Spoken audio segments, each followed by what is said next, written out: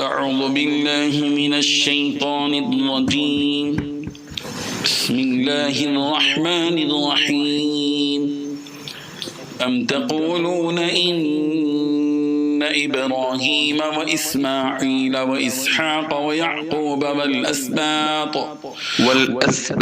كانوا هودا أو نصارى قل أأنتم أعلم أم الله ومن أظلم ممن كتم شهادة عنده من الله وما الله بغافل عما تعملون تلك أمة قد خلت لها ما كسبت ولكم ما كسبتم ولا تسألون عما كانوا يعملون صدق اللہ العظیم۔ حاضرین و ناظرین، یہ سورہ بقرہ کی آیت نمبر 140 اور 141 ہے، 140 اور 141، اور الحمدللہ ثم الحمدللہ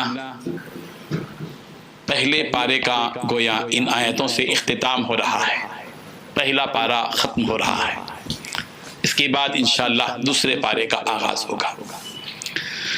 ان دو آیتوں میں کیا بات کہی گئی ہے؟ یہ بات کہی گئی ہے کہ یہ یہود اور نصارہ کا دعویٰ یہ تھا کہ حضرت ابراہیم، حضرت اسماعیل، حضرت اسحاق، حضرت یعقوب اور ان کی اولاد یہ سارے کے سارے یا تو یہودی تھے یا تو نصرانی تھے، یہ ان کا دعویٰ ہے۔ حقیقت کیا ہے؟ اللہ تبارک و تعالیٰ اس کو بتا رہے ہیں۔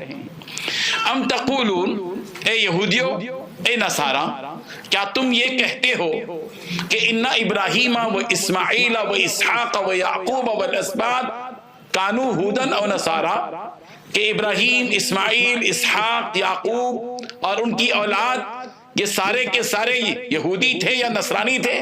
کیا تمہارا یہ دعویٰ ہے؟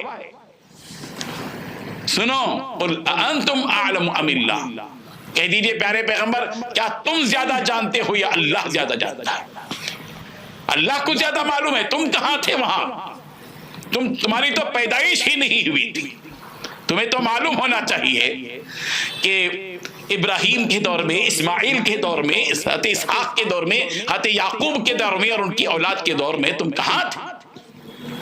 یہودیت اور نصرانیت تو بعد کی تاریخ ہے، یہ تو ان سے پہلے کے زمانے کے، جب یہودیت ہی نہیں تھی، تورات ہی نہیں تھی، انجیل ہی نہیں تھی، عیسیٰ اور موسیٰ ہی نہیں تھے، تو پھر یہ کیسے ممکن ہے کہ وہ یا تو یہودی تھے یا نصرانی تھے جس بارے میں جھگڑ رہے ہو؟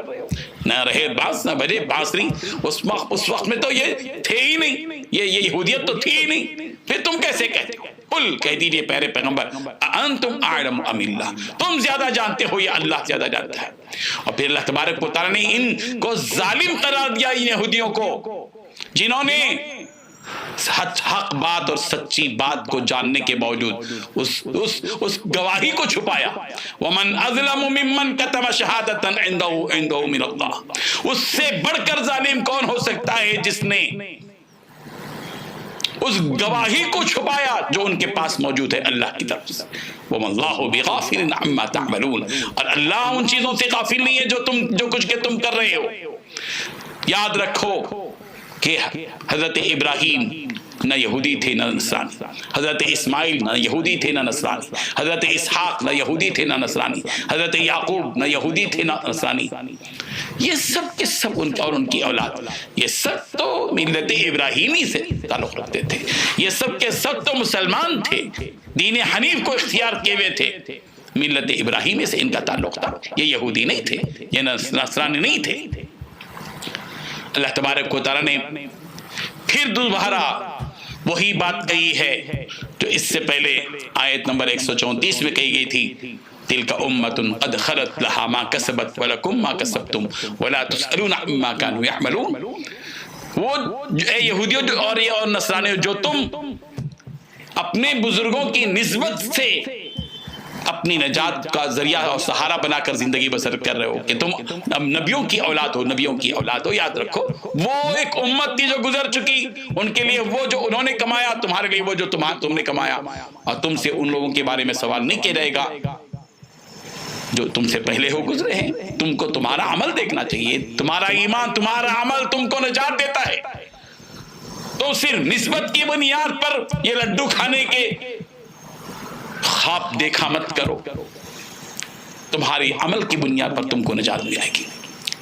بعض حضرات نے یہ کہا ہے کہ تلک امت قد خلت لہا ما کسبت، جو دوبارہ اللہ تبارک و تعالی نے مقرر فرمایا امت محمدیہ کے افراد کے لیے، اے امت محمدیہ نسبت کی بنیاد پر زندگی مت گزارو، نسبت کی بنیاد پر نجات کی راہیں مت ڈھونڈو، تمہارا عمل، تمہارا ایمان تم کو جنت کی طرف پہنچائے گا۔ صرف کسی کی نسبت ہونے کی وجہ سے کہ میں فلاں کا بیٹا ہوں اس لیے جنت میں چلا جاؤں گا، میں فلاں کا پوترا ہوں اس لیے جنت میں چلا جاؤں گا، سید زادے اور پیر زادے ہونے کی بنیاد پر جنت میں چلے جانا یہ ممکن نہیں ہے۔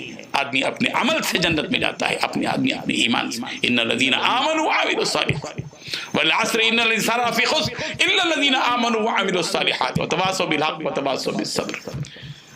ایمان ہے، عمل صالح ہے، جس کی بنیاد پر آدمی کو نجات مل سکتی ہے۔ اللہ تعالیٰ اس حقیقت کو سمجھنے کی توفیق عطا فرمائے۔ وآخر دعوانا ان الحمد للہ رب العالمین۔ لا الہ الا اللہ